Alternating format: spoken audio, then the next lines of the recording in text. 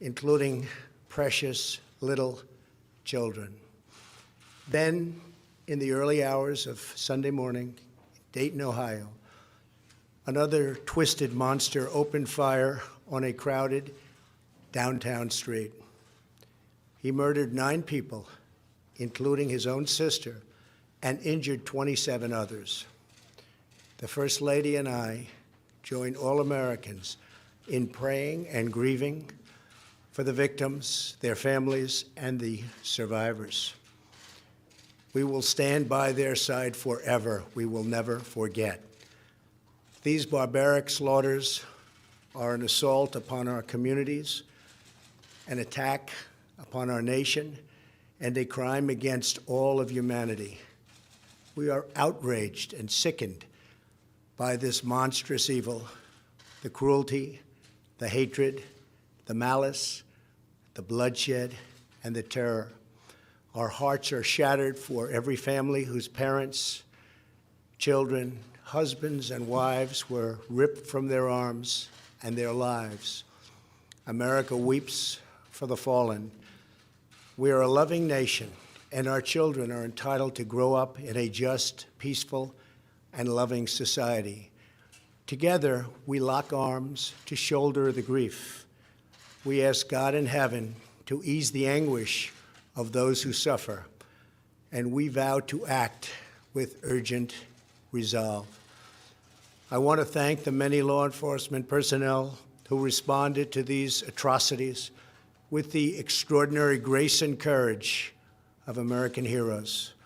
I have spoken with Texas Governor Greg Abbott and Ohio Governor Mike DeWine, as well as Mayor DeMargo of El Paso, Texas, and Mayor Nan Whaley of Dayton, Ohio, to express our profound sadness and unfailing support. Today, we also send the condolences of our nation to President Obrador of Mexico and all the people of Mexico for the loss of their citizens in the El Paso shooting.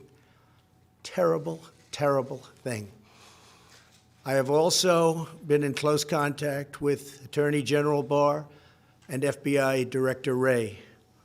Federal authorities are on the ground, and I have directed them to provide any and all assistance required, whatever is needed. The shooter in El Paso posted a manifesto online consumed by racist hate. In one voice, our nation must condemn racism, bigotry, and white supremacy. These sinister ideologies must be defeated. Hate has no place in America. Hatred warps the mind, ravages the heart, and devours the soul. We have asked the FBI to identify all further resources they need to investigate and disrupt hate crimes and domestic terrorism, whatever they need. We must recognize that the internet has provided a dangerous avenue to radicalize disturbed minds and perform demented acts. We must shine light on the dark recesses of the internet and stop mass murders before they start. The internet, likewise, is used for human trafficking, illegal drug distribution, and so many other heinous crimes. The perils of the internet and social media cannot be ignored, and they will not be ignored. In the 2 decades since Columbine, our nation has watched with rising horror and dread as one mass shooting has followed another, over and over again, decade after decade. We cannot allow ourselves to feel powerless. We can and will stop this evil contagion. In that task, we must honor the sacred memory of those we have lost by acting as one people. Open wounds cannot heal if we are divided. We must seek real bipartisan solutions. We have to do that in a bipartisan manner that will truly make America safer and better for all.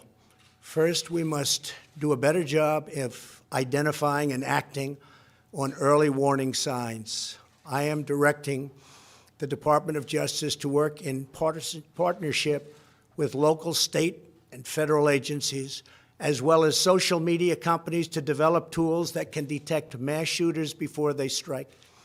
As an example, the monster in the Parkland High School in Florida had many red flags against him, and yet nobody took decisive action. Nobody did anything. Why not? Second, we must stop the glorification of violence in our society. This includes the gruesome and grisly video games that are now commonplace. It is too easy today for troubled youth to surround themselves with a culture that celebrates violence. We must stop or substantially reduce this, and it has to begin immediately. Cultural change is hard, but each of us can choose to build a culture that celebrates the inherent worth and dignity of every human life. That's what we have to do. Third, we must reform our mental health laws to better identify mentally disturbed individuals who may commit acts of violence, and make sure those people not only get treatment, but when necessary, involuntary confinement. Mental illness and hatred pulls the trigger, not the gun. Fourth, we must make sure that those judged to pose a grave risk to public safety do not have access to firearms, and that if they do, those firearms can be taken through rapid due process. That is why I have called for red flag laws, also known as extreme risk protection orders. Today, I'm also directing the Department of Justice to propose legislation ensuring that those who commit hate crimes and mass murders face the death penalty, and that this capital punishment be delivered quickly, decisively, and without years of needless delay. These are just a few of the areas of cooperation that we can pursue. I am open and ready to listen and discuss all ideas that will actually work and make a very big difference. Republicans and Democrats have proven that we can join together in a bipartisan fashion to address this plague. Last year, we enacted the Stop School Violence and Fix NICS Acts into law, providing grants to improve school safety and strengthening critical background checks for firearm purchases. At my direction, the Department of Justice banned bump stocks.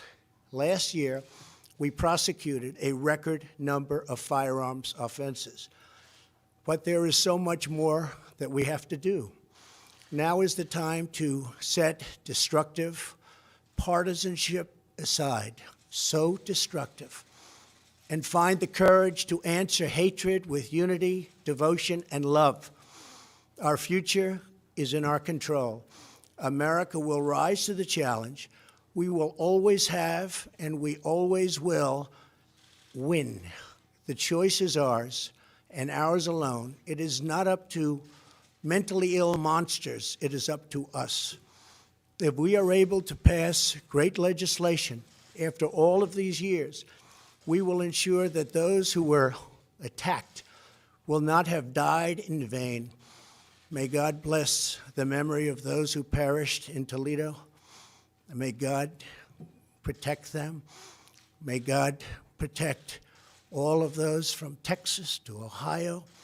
May God bless the victims and their families. May God bless America. Thank you very much. Thank you.